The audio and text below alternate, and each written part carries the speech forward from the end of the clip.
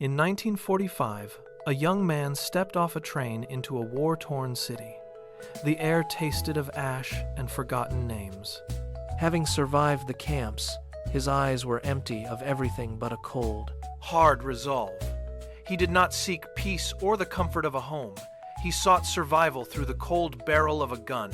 He had watched mercy vanish in the thick smoke of Europe. and he believed that to avoid being buried, he must be the one to bury others. This was not a choice born of faith, but of a terror that had hollowed him out completely. Decades later, in a bustling modern metropolis, another man stands alone in a cramped apartment. He watches news reports of conflict, his hands trembling as he grips a weapon. He feels that same ancient, cold resolve. He has been told that violence is his only path, that the world is a place where only the ruthless endure. He has never met a true mentor, never heard a voice of patience or divine mercy. He is a mirror reflecting a cycle that began long before he was born. Trapped in a room where the only company is his own fear. The cycle is simple.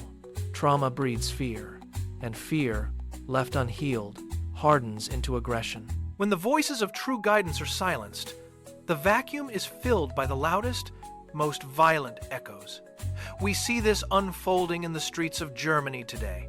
Immigrants carry the heavy weight of wars they did not start, while locals respond with a suspicion that only deepens the divide. The media fuels the fire, turning neighbors into enemies by highlighting differences rather than shared humanity. The cycle accelerates with every headline. We look back at the past, at the Holocaust, at colonial wars, at systemic displacement, and we see the same pattern repeating like a broken record. Violence is a shortcut taken by those who have forgotten how to persuade, how to listen, or how to seek the truth in the eyes of another. It is a failure of the spirit, a retreat into the primitive instinct of strike or be struck.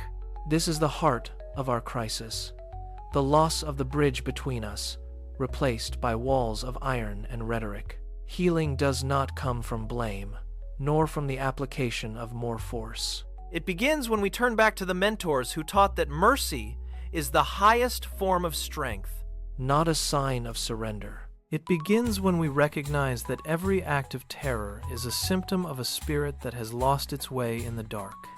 We must stop the finger pointing and start the difficult LT work of remembering who we were meant to be before the fear took hold. We must listen for the voices of patience. They are the only bridge across the chasm of hate. The roots of terror are not in the heavens, but in the silence we allow to grow between us. Break the silence, and you break the cycle.